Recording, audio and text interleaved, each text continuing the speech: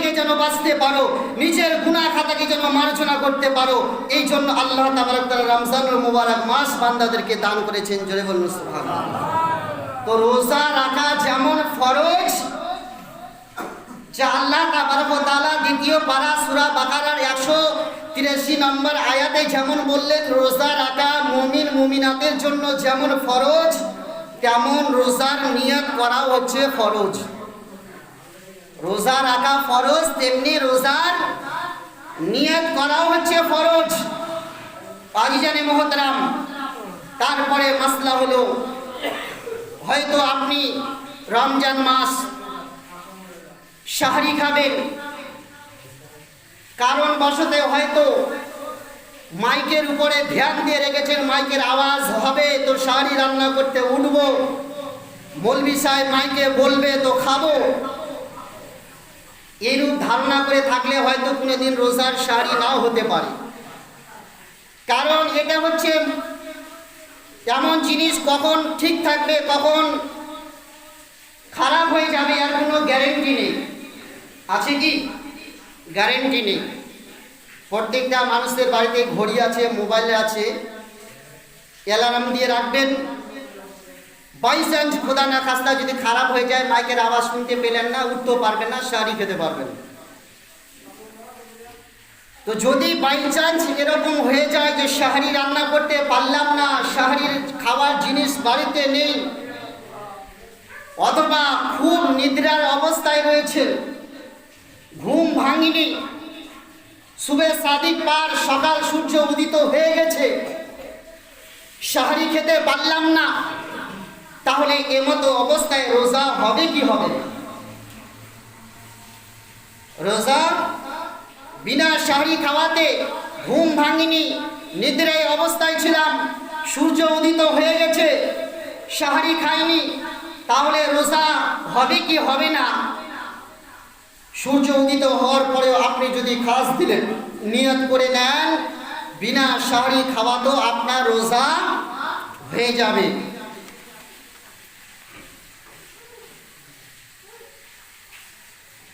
তেমনি হয়তো অনেক মানুষের ধারণা হয়, অনেক মানুষের মনের মধ্যে প্রশ্ন জাগে বা প্রশ্ন করে, রমজান মাস এসেছে, কোনো কারণবশতে কোনো পুরুষের উপরে হোক, কোনো মেয়ের উপরে হোক, গোসল ফরজ হয়েছে।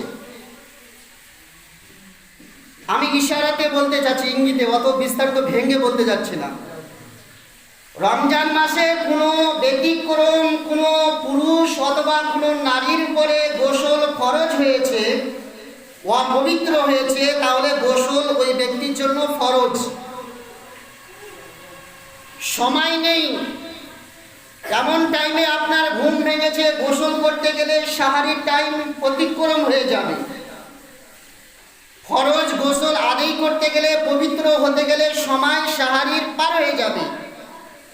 তো এনত অবস্থায় সাহারি খাওয়া জায়েজ আছে কিনা, সাহারি খেতে পারবো কিনা? তো এনত অবস্থায় যদি আপনার উপরে গোসল ফরজ হয়ে থাকে, গোসল করতে পারলেন না, গোসল করতে গেলে আপনার সাহারির সময় অতিক্রম হয়ে যাবে, তো শরীয়তে দৃষ্টান্তে মাসলা হলো সেই সময় আপনাকে ওযু করে আপনাকে সাহারি খেতে হবে, সাহারি খাওয়ার পরে পুনরায় আপনাকে ফরজ গোসল আদায় করতে হবে। এটা হচ্ছে শরীয়তের সিস্টেম।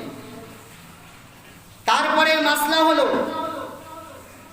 সাহারির ক্ষেত্রে আমরা অনেকজন ব্যক্তি, আমরা মুরুগ ডাক দিলে, মুরুগের ডাকে আমরা সাহারির উপরে নির্ভরযোগ্য হই, হয় কি হয় না? অনেক ব্যক্তি এরকম আগেকার লোক আছে যারা মুরুগের ডাকে তারা সাহারির পরে তারা নির্ভরযোগ্য হয়। তো মুরুগের ডাকে, মুরুগ ডাক দিলে মুরুগের ডাকে সাহারি খাওয়া, ওর উপরে ইতিমাদ বা ভরসা করা, এটা শরীয়তে ভিত্তিহীন। যদি দেখতে চান কোথায় আছে, তো রুদ্দুল মুহতার বাহারে শরিয়াত 20 খণ্ডে বিভক্ত, বাহারে শরিয়াত এবং রুদ্দে মুখতারের মধ্যে লেখা রয়েছে, মুরুগের ডাকে সাহারির উপরে নির্ভরযোগ্য করা শরীয়তে দৃষ্টান্তে জায়েজ না। তারপরে মাসলা হলো, হয়তো ইফতারের সময় হয়ে আসছে, কোনো ব্যক্তি কোনো জায়গায় রয়েছে, কেন তো অবস্থায় তার কাছে ঘড়ি নেই বা সময় নির্ণয় করতে পারছে না, অন্ধকার অবস্থা, আকাশ মেঘলা মেঘলা ভাব, কখন ইফতার করবে, তো ওই সময়ের ক্ষেত্রে বলা হয়েছে সেই সময় একটু দেরি করে ওই ব্যক্তি রোজা ইফতার করবে। যদি বলেন কোথায় আছে, তো রদ্দুল মুহতার বাহারে শরীয়তেও এই মাসলাটা লিপিবদ্ধ রয়েছে। আল্লাহ তাবারক তাআলা কারো উপরে জুলুম চান না, চাই কি আল্লাহ কারো কোনো বান্দা বান্দির উপরে আল্লাহ জুলুম বা অত্যাচার চায় না। তো মানুষ শরীয়তের দৃষ্টান্তে কোরআনের ফয়সালা হলো, কোরআনের ফরমান হলো, যখন মানুষ রমজান মাসে যদি মুসাফির হয়, রমজান মাসে মুসাফির কিন্তু ব্যক্তির জন্য ইখতিয়ার রয়েছে। মুসাফির ব্যক্তি যদি চায় মুসাফির অবস্থায় রোজা রাখতেও পারে, আর যদি তার জন্য অসুবিধা হয় মুসাফির অবস্থায়, তো শরীয়তের দৃষ্টান্তে তখন রোজা রাখবে না, অন্য দিন রোজাটা কাজায় পরিণত করবে। মুসাফির থেকে যখন ফিরে আসবে তখন ওই রমজান মাসের ওই ফরজ রোজাটা অন্যান্য দিনে কাজা করবে। এটা হচ্ছে শরীয়তের মাসলা। তেমনি সফর অবস্থায় মুসাফির ব্যক্তি যদি তার সাহরি খাওয়াতে কষ্ট মনে হয় অথবা রোজা রাখাতে কষ্ট মনে হয়, তাহলে এই মতো অবস্থাও সে ব্যক্তি রোজা রাখবে না, রোজাটাকে কাজা করবে, অন্যান্য দিন রাখবে। পরের মাসলা হলো, আর বলবো না তো আজ জানে মহতরাম, তো আল্লাহ তাবারক তাআলা আমাদের আপনাদের সকলকে হেদায়েত প্রাপ্ত করুক। আল্লাহ তাবারক তাআলা আমাদের আপনাদের সকলকে মাসলা মাসাইল বুঝার তৌফিক দান করুন। অনেক হয়তো সমাজের মধ্যে প্রচলন কিছু কিছু জিনিস আছে যে রোজার অবস্থায় যদি কেউ কারো শরীর থেকে রক্ত নির্গত হয়ে যায়, কোনো জায়গা কেটে গেল, তাহলে রোজা হবে কি হবে না। আমি সাধারণত আপনাদেরকে একটা ছোট্ট একটা কথা, পয়েন্টের কথা বলে দিচ্ছি, আপনারা একটু বই পুস্তক ঘাটবেন। যদি কেউ বলি যে রোজার অবস্থায় থেকে রোজা আছে, এর তো অবস্থায় শরীরের কোনো অঙ্গ কেটে গেছে, আর অঙ্গটা কেটে যাওয়ার পরে সেখান থেকে রক্ত প্রবাহিত হলো, এমতো অবস্থায় রোজা লাগবে না যদি বলে, ফট করে রোজার অধ্যায় চলে যাবে। অনেক বই পাবেন রোজার অধ্যায় দিয়ে কি কি কারণে রোজা ভঙ্গ হয়, ওই চ্যাপ্টারে চলে যাবেন, ওই চ্যাপ্টারটা পড়ে নেবেন।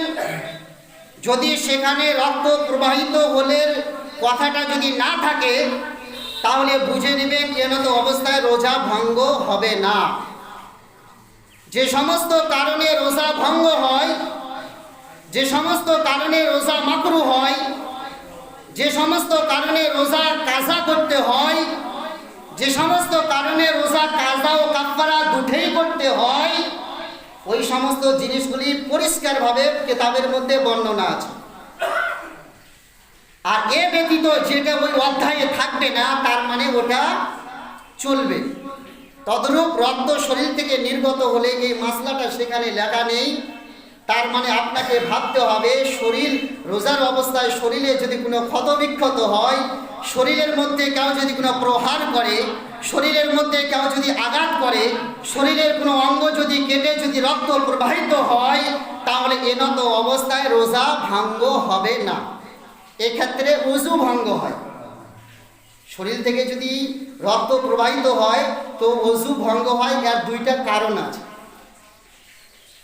আপনার শরীর থেকে কোনো জায়গায় ঘা হয়েছে অথবা কোনো শরীরের অঙ্গ কেটে গেছে, সেখানে আপনি রক্তটা প্রবাহিত হওয়ার পরে আপনাকে রক্তটা মুছতে হবে না।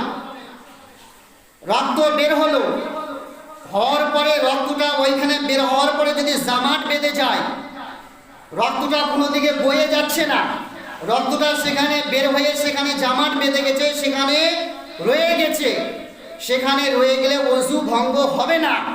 আর যদি সেখান থেকে রক্তটা বের হয়ে যদি রক্তটা গড়ে যায় তাহলে ওযু ভঙ্গ হয়ে যায়। কাজী জানে মুহতারাম, আল্লাহ তাবারক তাআলা আমাদের আপনাদের সকলকে বুঝার তৌফিক দান করুন। ওয়া মা আলাইনা ইল্লাল বালাগ। আসসালামু আলাইকুম ওয়া রাহমাতুল্লাহি ওয়া বারাকাতুহু।